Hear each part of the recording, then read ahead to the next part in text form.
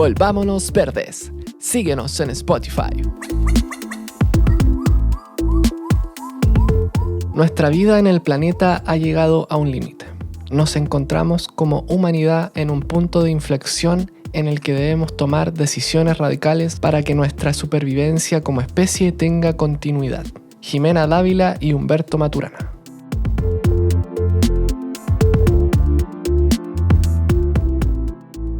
Hola a todos, estamos en una nueva entrega de nuestro lindo podcast Volvámonos Verdes. Y como siempre agradecemos a nuestros colaboradores Libro Verde, una editorial y librería independiente que se enfoca en temáticas de naturaleza. No dudes en visitar esta librería en Orrego Luco 51, Providencia, Santiago, o visita su página web en libroverde.org. También agradecemos a Fundación Panchi Folletti, una organización dedicada a la preservación y regeneración del medio ambiente para las comunidades presentes y futuras. Visítalos en su Instagram @fundación_panchi_folletti. Y si te gusta este podcast, te invitamos a apoyarnos en Patreon, donde podrás acceder anticipadamente a nuevos episodios y a contenido exclusivo. Visita www.patreon.com/volvámonosverdes.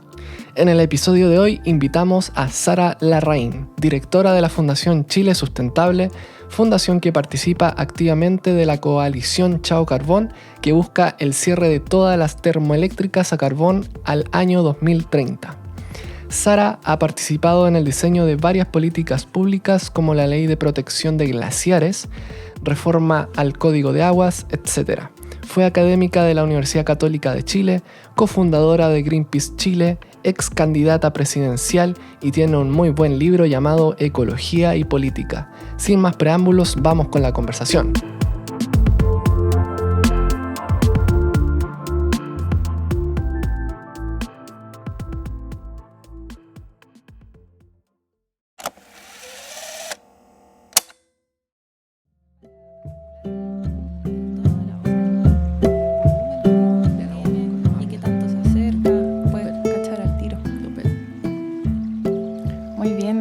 Sara, muchas gracias por recibirnos, estamos muy agradecidos. Hemos hecho un tour por Santiago, Limache, fuimos hasta el Cajón del Maipo a hacer entrevistas también. Bueno. Y ahí nos contaron que tú también vivías por allá, me parece. Sí. Y dijimos, pucha. Sí.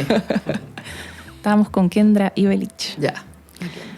Bien, entonces, ¿cómo estás primero que nada? Bien, muchas gracias. Sí, con mucho trabajo, me imagino. Sí, harto. Mucho. Bueno, los temas ambientales... Es lo que más te mueve, ¿no? Sí. Sí, principalmente en distintos niveles. Nosotros acá como Chile Sustentable trabajamos principalmente en políticas públicas, diseño e incidencia en políticas públicas para resolver los problemas, porque la verdad es que si no cambian las políticas públicas y las reglas del juego no cambian. Pero también estoy a cargo de un santuario de naturaleza grande ahí en el Cajón del Maipo y por lo tanto tenemos reforestación, restauración, monitoreo de pumas, etcétera. O sea, de todo tipo de cosas. En todos los niveles, sí. Sí, en todos los niveles. Sí. Y siempre, toda la vida te has dedicado a como activismo, o sea, ¿siempre te ha movido eso, la protección del medio ambiente y de las personas? Sí, mira, yo de origen, mi primera formación es arte. Y después hice un bachiller en estética en la Católica. Y me quedé ahí como profesora en la Universidad Católica en el Instituto de Filosofía durante varios años. Y por eso más bien llegué al tema del medio ambiente desde las culturas, desde la relación o la generación de la cultura a partir del ambiente, de los ecosistemas, de la relación entre el hombre y la naturaleza. Hice mucho trabajo de campo, principalmente en las comunidades pehuenches, en la zona sur, la zona de Biobío, y también en el norte, en la precordillera de la región de Arica, Parinacota y Tarapacá. Y ahí para mí fue súper clara la relación entre la cultura humana y el medio ambiente. Y por lo tanto, evidentemente, el lugar de la persona humana como un elemento más dentro de los ecosistemas. Y ahí me fui cambiando hacia el trabajo ambiental.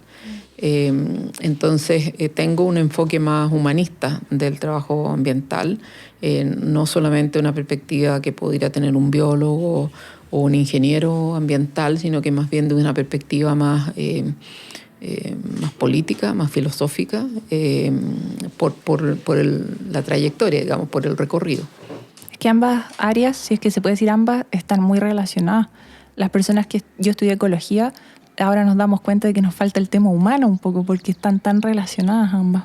Lo que pasa es que los humanos estudiamos lo otro como si fuera distinto de lo que somos nosotros, pero la verdad es que no hay mucha distinción. El comportamiento del ser humano como una especie más tiene su lógica, pero la verdad es que el comportamiento de cada especie, sea animal, sea vegetal, sea fungi, tiene un comportamiento, una historia y una evolución. Y obviamente lo que pasa es que no hay cultura escrita ni vestigios de otro tipo. Son mucho más ecológicos que los vestigios de nuestra cultura y por lo tanto no hemos escrito la historia de otras especies, pero la verdad es que no hay ninguna diferencia, salvo la tremenda irrupción de nuestra especie en la biosfera, al punto de amenazar el mantenimiento de la vida y por lo tanto de la biosfera a través del extractivismo, a través de la emisión producto de la quema de combustibles fósiles, a través de la forma en que vivimos. Entonces yo creo que tal vez esa es la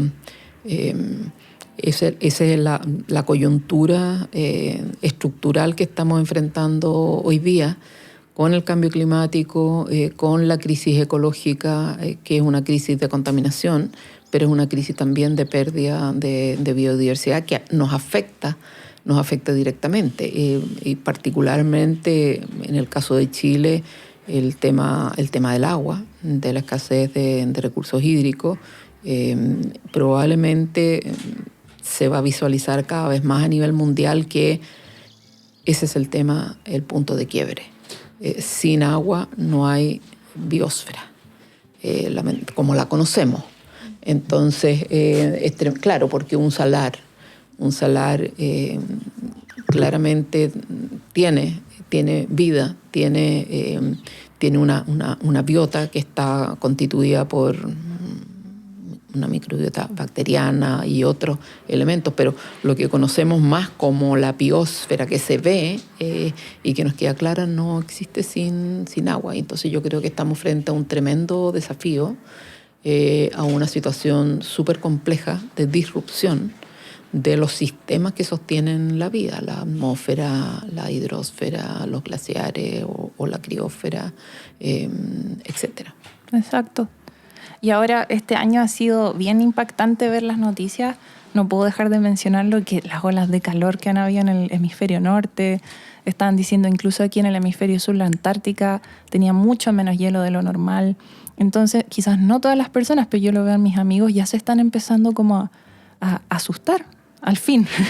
Están diciendo, algo está pasando, ¿no? Y de verdad yo me pregunto, digo, pero si esto es desde antes que yo naciera, se sabía del cambio climático, hace más de 30 años, ¿por qué todavía no hemos podido hacerle, ni siquiera tratar de frenarlo, no hemos podido frenarlo? ¿Y por qué incluso hay personas que todavía lo niegan? Quizás son las menos, pero me parece impresionante eso. No entiendo por qué, si de tantos años de evidencia científica, de conversaciones, de COPs, y ahora estamos aquí. Mire, yo creo que lamentablemente, y un poco lo menciono en el libro que tú señalabas, lamentablemente nosotros tuvimos una tremenda irrupción ideológica, una irrupción doctrinaria a partir de la Edad Media particularmente, de que nos separó de la naturaleza, nos separó culturalmente, nos separó psicológicamente y pensamos que además después con el nacimiento del método científico que nosotros éramos sujetos y la naturaleza era objeto.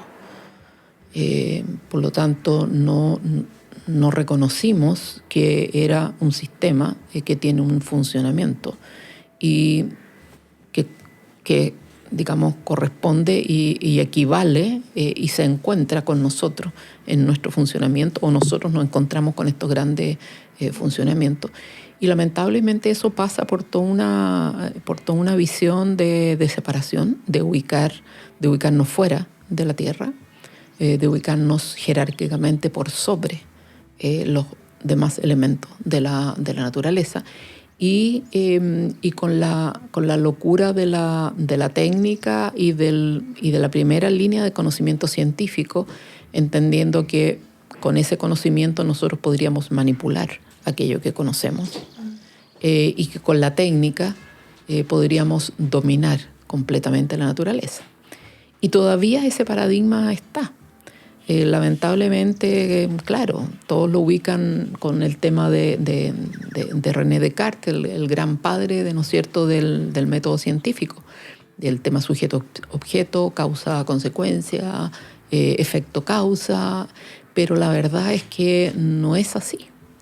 La verdad es que esa forma de conocimiento es totalmente errónea. Separa y hace y restringe los elementos que tú vas a conocer a tal nivel que finalmente no logras el conocimiento. Entonces, toda esa como, digamos, soberbia o creérsela con esta jerarquía de que nosotros somos los únicos pensantes y etcétera, y sintientes y etcétera, hasta que se demuestra mucho después, fines del siglo XX, que también los otros seres son sintientes, no solamente los animales, sino que también las plantas, etc. Entonces, esta locura del ensimismamiento, ¿no es cierto?, hace que nos vaya mal, nos vaya pésimo, porque resulta que las acciones que fuimos haciendo, en vez de servirnos, claro, nos pueden servir algunos sectores en el corto plazo, pero finalmente fueron dejando un halo de destrucción brutal. Y ahí, desde la época industrial, ya con la tecnología, la escala de la intervención es tan grande, ¿no es cierto?, y con el desarrollo de la tecnología y la masificación de la intervención humana en el planeta, hace de que tú ya prácticamente no tienes lugares donde no esté la mano y la tecnología humana, la extracción humana, el impacto ahora con el calentamiento global y la contaminación de la atmósfera con CO2, y antes con, obviamente, clorofluorocarbonos y la destrucción de la capa de ozono. Hoy día no tienes ningún lugar de la biosfera que no sufra las consecuencias de la intervención humana sobre el sistema de la vida o los sistemas que sostienen la vida. Entonces, es súper complejo porque eso implica un fracaso de nuestra especie en su conocimiento o la construcción de verdades científicas sobre cómo se comporta este sistema del cual somos parte. Ahora, como tú bien dices, el tema de la emisión de gases de efecto invernadero tiene ya 40 años o más. La Convención de Cambio Climático, como tú señalas, se firmó hace 30 años, el 92 en Río de Janeiro. El objetivo de esa convención fue revertir el cambio climático por distintos tipos de intereses. Lamentablemente eso no funcionó. Se le entregó al mercado. En la primera etapa, con el protocolo de Kioto, se le entregó al mercado la solución, y por lo tanto la transacción de emisiones en el mercado iba a generar la solución sin cambiar absolutamente nada. Obviamente que no iba a resultar, pero no, los que decían eso eran locos, eran una minoría, no tenían prensa, por supuesto, y por lo tanto no se lograba amplificar como que eso era realmente la realidad de lo que iba a ocurrir, sino que la realidad era continuar con esto. Y entonces de repente se dan cuenta de que ya el tiempo no da para revertir, y que por lo tanto lo que se puede hacer es no permitir que la temperatura suba más de 1,5. Más de un límite. Claro, marca un límite, pero aceptando que ya renuncias a la convención. El objetivo de la convención es revertir el calentamiento global. Y lo que pasa es cuando tú ves ya 1,5, Acuerdo de París, ¿no es cierto? Pero cuando tú ves los compromisos en el papel de los distintos estados para lograr ese 1,5, no da. Los compromisos están para 3,7, 4 grados. O sea, no hay compromiso si es que esos compromisos se cumplieran. Entonces, nuevamente estamos en la misma situación. Por lo tanto, acá claramente estamos frente a un precipicio y lo que hay que hacer, y particularmente nos corresponde a los ciudadanos que no tenemos intereses y no estamos acomodados en lo que está ocurriendo, de cambiar las cosas de la forma más radical posible con el objeto de recuperar el tiempo perdido. Y entendiendo, lo he escuchado varias veces, que Chile aporta muy poco en comparación con China, Estados Unidos, pero aún así Chile tiene un rol que jugar, ¿cierto? Y ahí entra la descarbonización por la que estaban luchando ustedes. Bueno, el mal de muchos, consuelo de tontos. O sea, y cuando Chile dice, no, que nosotros somos el 0,2 en el mundial, es absurdo. Porque aunque seas el 0,2, estás contribuyendo a un fenómeno que Chile es uno de los particularmente afectados. O sea, Chile por el tema del agua, particularmente la desertificación, el aumento del nivel de los océanos, el derretimiento glaciar y por lo tanto la carencia de reservas hídricas, es uno de los países que está en el bloque de los más afectados. Entonces, claro que podemos hacer mucho y nos conviene hacer mucho con el objeto de pedir cuenta que los demás hagan mucho para no ser afectados como vamos a ser afectados.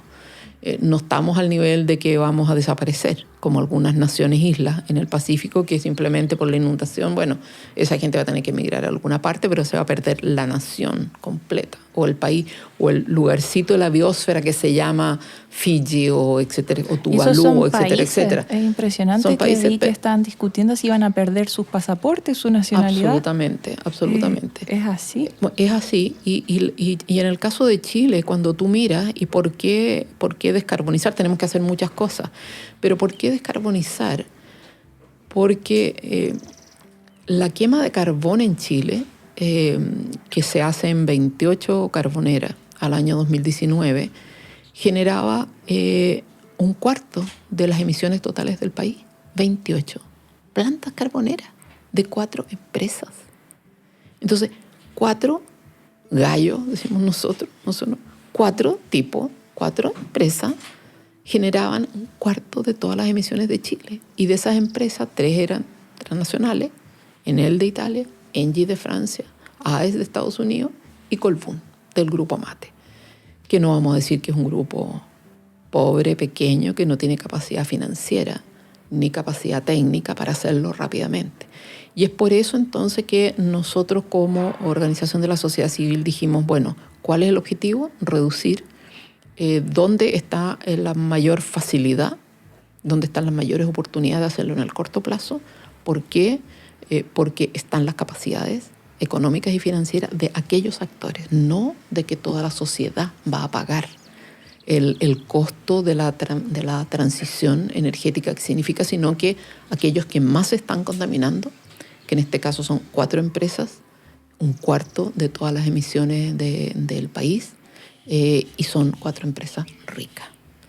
Entonces, por eso nosotros constituimos una coalición Chao Carbón, principalmente porque entendemos que aquí, al igual que en la lógica de la Convención de Cambio Climático, hay responsabilidades compartidas pero diferenciadas. Y por lo tanto, no es lo mismo la señora Juanita, que tiene una panadería, ¿no es cierto?, a leña, que 4 empresas que emiten el cuarto de las emisiones de un país. Y que con eso además están lucrando. No solamente, no es de subsistencia. Y también porque esas 28 centrales están ubicadas principalmente en 5 comunas en las cuales se están superando las normas de emisión. Y eso significa impacto sobre la salud y la vida de la población. Es decir, estaban en 5 llamadas zonas de sacrificio. Por lo tanto, no es solamente una contaminación de CO2 a la atmósfera global, sino que al mismo tiempo es una contaminación de contaminantes locales, material particulado, dióxido de azufre, óxido de nitrógeno, metales pesados, que es lo que emite la combustión del carbón, cancerígenos, los metales pesados, en 5 comunas específicas, donde la gente se está enfermando por vivir en esas comunas con esos niveles de saturación.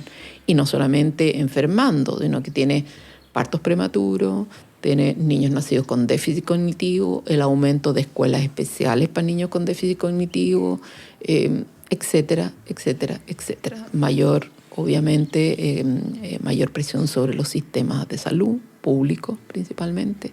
Entonces, tenemos un problema un problema ambiental local, tenemos un problema de derechos humanos violados, conculcados, de vivir en un medio ambiente libre de contaminación, y al mismo tiempo se está generando el CO2, la misma combustión que está generando calentamiento global. Entonces no había dónde perderse, claro, de ponerse una fuerza muy grande en eso y posteriormente ir hacia la desgasificación, que son nuevamente 20 centrales de un grupo de 3 o 4 empresas, las mismas que queman carbón, y que son las que emiten el 7% restante, porque todo el sector eléctrico en Chile es 32% de todas las emisiones del país.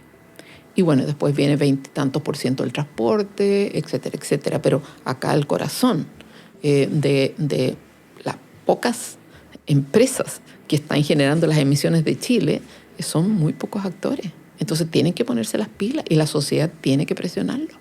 Y eso se ha logrado, ¿no? Varias se han cerrado y algunas tienen ya programado cerrar próximamente. Bueno, hubo a propósito y gracias a que se iba a hacer la COP25 acá en Chile, no sé si recuerdan, el año 2019. Sí, que al final no fue. Que al final no fue por el estallido social, no había las condiciones políticas, obviamente, para que fuera.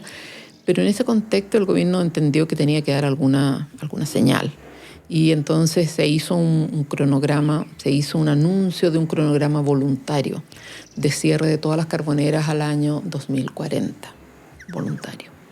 Ahora, claro, se cerraron las 8 más viejas hasta ahora, pero gracias a la presión de la sociedad civil, a la campaña Chao Carbón, se ha logrado que hoy día, además de las 8 que se han cerrado hasta diciembre del año 2022, hay 12 centrales comprometidas de cierre al año 2025 y las que quedan sin compromiso al año 2025 y por lo tanto podrían estar en este margen de cerrar el año 2040 son solamente 8 centrales. De 3 empresas, nuevamente, AES Gener de Estados Unidos, 2 centrales, Capital Advisors, 5 centrales en la ciudad de Huasco, donde no se ha cerrado ninguna central. Es una venta que hizo AES Genera Capital Advisor de las centrales de Huasco y obviamente la chilena Colbún en la ciudad de Coronel, que tiene la central Santa María, que no ha cerrado, no obstante ser una empresa que ha declarado que va a ser 100% renovable, pero no lo es. Y es un grupo financiero importante en Chile, el Grupo Mate, que es dueño de papeleras, es dueño de forestales, es dueño de un banco, y además de una empresa de generación eléctrica. Por lo tanto, tienen que ponerse las pilas y la demanda de la coalición Chao Carbón es que todas las centrales tienen que estar cerradas en Chile al año 2030, a más tardar. Es decir, en 7 años más en Chile no debieran haber centrales. Tenemos 20 que ya van a estar cerradas al año 2025. Por lo tanto, el resto de esas 8 tiene que ponerse las pilas y cerrar en los 5 años siguientes. Y eso es lo que se habla de la transición energética, de transitar hacia fuentes de energías renovables, ¿no? Que no sean contaminantes de esa manera. La transición energética en términos superficiales generales es ir hacia a un modelo de desarrollo energético que no emita CO2. Ahora, la transición energética para que sea justa tiene que transitar hacia una matriz eléctrica y energética después, transporte y todo eso, sin emisiones de CO2, pero sin emisión de contaminantes locales. Y tiene que transitar de una forma en que las personas que trabajaron en la industria contaminante tengan trabajo en empresas de generación limpia. No puede ser la transición a costa del desempleo. Tiene que haber una remediación de los lugares donde funcionaron las industrias contaminantes. Y eso significa retirar los tubos de succión de agua marina para enfriamiento, remediar las canchas de acopio de carbón, remediar y hacer una mantención permanente de los depósitos de ceniza, que son los desechos de la industria, reciclar, etcétera, la infraestructura, es decir, significa un tema de remediación ambiental y por lo tanto dejar el lugar sin los pasivos ambientales de la industria contaminante. Y en tercer punto que estamos señalando ahora, que es menos tratado a nivel internacional, pero que es absolutamente clave, es que los estados, ya que para las empresas no hay obligaciones en esa línea, los estados tienen que hacerse cargo de acompañamiento y compensación a aquellas familias y personas afectadas por la contaminación. Y eso significa principalmente enfermedades como cánceres, significa enfermedades permanentes como asmas, enfermedades cardiorrespiratorias, significa la educación y empleo probablemente de niños nacidos con déficit cognitivo, producto de la contaminación intrauterina, etc. O sea, aquí la sociedad en su conjunto, a través del Estado, tiene que hacerse cargo de aquellos chilenos o de aquellos compatriotas que sufrieron el efecto de una industria contaminante que nos proveyó electricidad.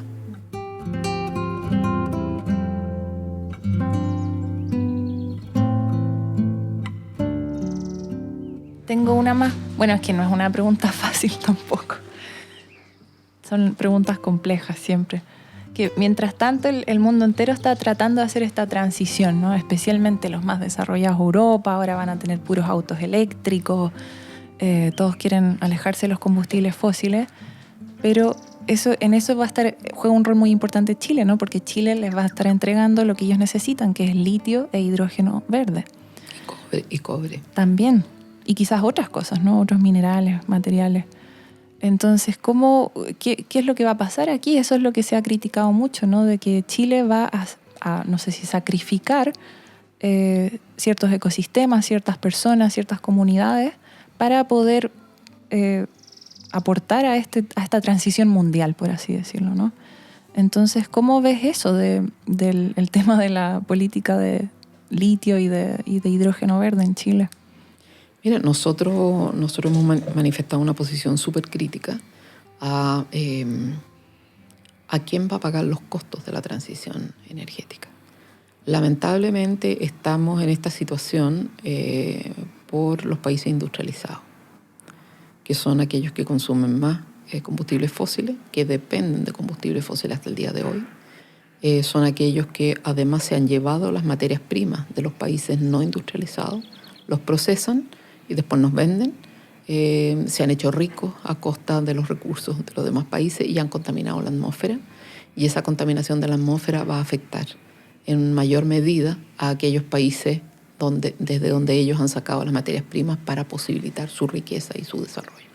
Y ahora resulta que en esta circunstancia ellos no están pensando cambiar sus patrones de consumo, ni renunciar a niveles de bienestar, ni hacer una transición importante que signifique cambios en los estilos de vida, y por lo tanto, nuevamente, nosotros vamos a tener que proveerles los materiales para que ellos sigan con un nivel estándar de vida que no es sustentable. El estándar de Europa, Estados Unidos, no es sustentable, no es posible con los materiales existentes en este planeta. El planeta Tierra es limitado y por lo tanto el consumo de recursos no es ilimitado. Ni los recursos ni las basuras son ilimitadas. Hay que vivir dentro de los límites del planeta, de la capacidad de reproducción. Incluso si va a ser con energías renovables, ¿no? Incluso que va a ser con energías renovables. ¿Por qué? Porque ¿Qué significa para Chile, para Bolivia, para Argentina? ¿Qué significa la transición del transporte en Europa? ¿Significa que ellos van a tener autos eléctricos con baterías de litio? ¿Qué porcentaje de la población en América Latina va a tener autos eléctricos? ¿En 5 años? ¿En 10 años? ¿Qué porcentaje de la población? Entonces, hay un vaciamiento de la riqueza de estos países, en este caso el litio, que además no son yacimientos de litio, son humedales altoandinos. Entonces, estamos destruyendo humedales altoandinos que cumplen una función dentro de los ecosistemas desérticos para mirarlos como un yacimiento, y esta mirada sujeto-objeto nuevamente, ¿no es cierto? Mirarlos como un yacimiento que nos va a servir para la transición energética de los países ricos, que son los que han producido los impactos que han producido y que son los que se atrasaron en reducir emisiones, etcétera, etcétera. Entonces, es súper complejo. Y eso significa que aquellos que van a sufrir las pérdidas y daños son los que tienen que seguirle aportando materiales para los que provocan las pérdidas y daños puedan hacer la transición.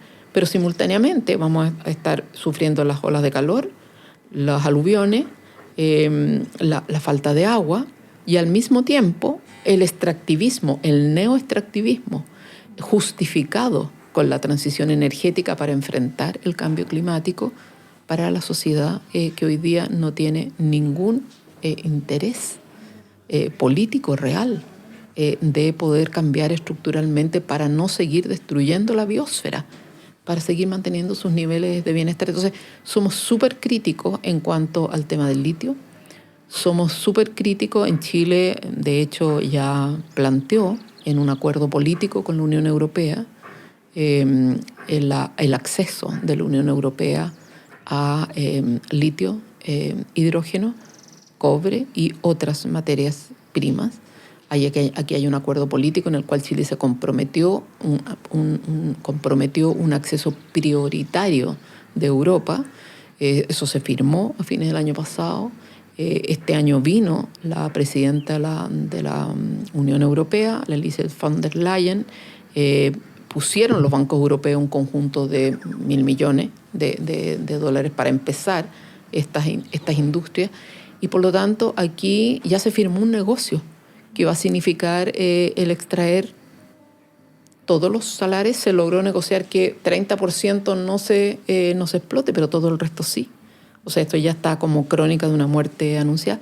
Y montar una industria del hidrógeno. Y industria del hidrógeno dicen, no, pero es que es un nuevo combustible. Y dice, hidrógeno es agua. Es agua más energía. Entonces, ¿dónde tú vas a instalar esa cantidad de... Primero, ¿dónde vas a sacar agua? En Antofagasta está planteando uno de los lugares que no hay agua. Es agua desalada. Entonces va a tener mayor impacto sobre el borde costero, donde hoy día están las carboneras, los puertos, el embarque de minerales, etcétera, etcétera. En Magallanes no hay agua. En Tierra del Fuego, en el continente, en la desembocadura de los ríos, se va a desalar también. Después, el agua para desalarla necesita energía. ¿Dónde vas a construir la energía? Vas a construirla en los mismos lugares, ya, solar y eólica, pero eso es superficie de terreno. Las eólicas significa impacto sobre el suelo, impacto sobre el aire, impacto sobre las aves. ¿Qué vas a hacer con las aves en zonas costeras en el norte y en zonas costeras en Magallanes? Olvídate de las aves. Que por la escala de estas grandes... Absolutamente. Y olvídate de los bosques de algas del Estrecho de Magallanes, que son uno de los más importantes del mundo. Porque tú vas a necesitar toda esa succión de agua para poder desalar y para poder, con la energía, hacer el proceso de electrólisis y poder obtener el hidrógeno verde. Pero no te estás dando cuenta de lo que estás exportando nuevamente son recursos naturales, son materias primas. Entonces, es cantidad de territorio que tú vas a ocupar, es cantidad de borde costero, es cantidad de agua de mar, es fitoplancton y zooplancton que tú succionas digamos, del mar para entrar en los procesos de desalación. Entonces son kilómetros y kilómetros cuadrados de infraestructura energética.